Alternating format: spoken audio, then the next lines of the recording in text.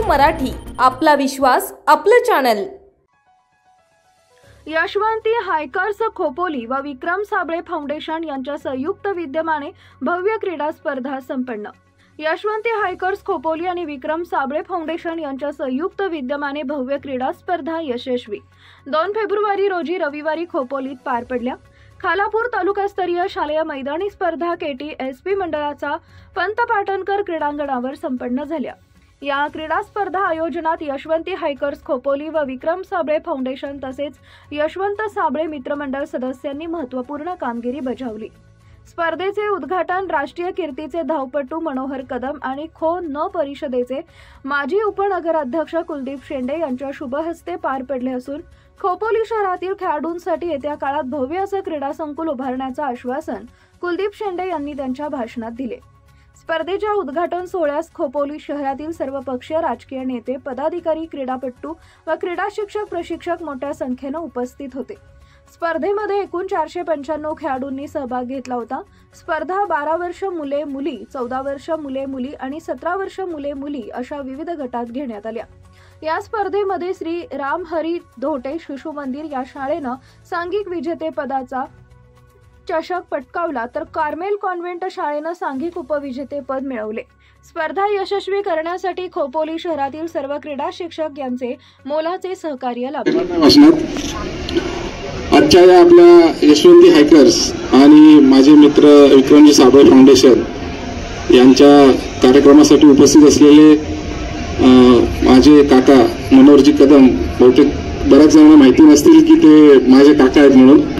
त्याचबरोबर माझे सहकारी मित्र मनीषजी खवळे, जोंधळे साहेब, वळसन साहेब, माझा मित्र विक्रम गायकवाड सर, माझ्यासमोर असलेले सर्व क्रीडा शिक्षक आणि सर्व विद्यार्थी, मी यशवंती हायकर्सचे मनापासून धन्यवाद देतो की सगळे सरांनी मला सांगितलं की कुलदीप अशा कार्यक्रमाला यायचं 8 वाजता।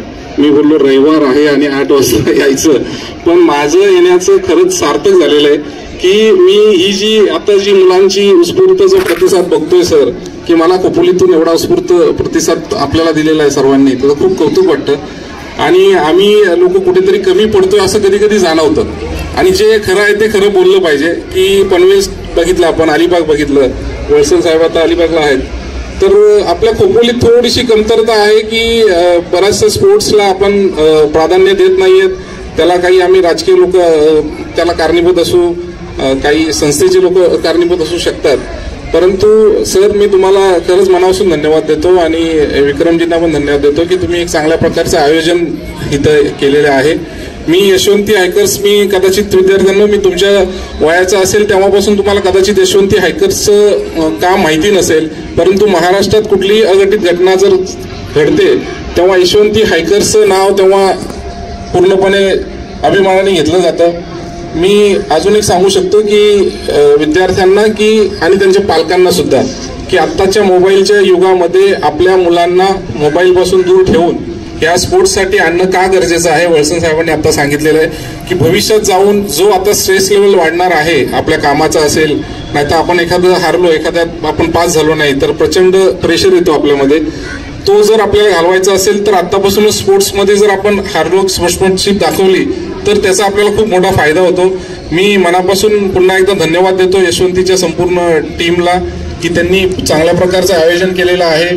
भविष्यात विक्रम नगरपालिकेचा सदस्य असणारच आहे, त्याच माध्यमातून मी सरांना आणि यशवंती हायकर्सला विनंती करणार आहे की भविष्यात असणारे कार्यक्रम हे आपण नगरपालिकेच्या माध्यमातून घेऊ की जेणेकरून तुम्हाला कुठल्याही प्रकारची अडचण येणार नाही, आणि त्या मोठ्या स्तरावर घेऊ की जेणेकरून आपल्या इथला विद्यार्थी जो असेल त्याला एक चांगल्या प्रकारचं स्टेज मिळू शकेल, अशी माझी संकल्पना आहे।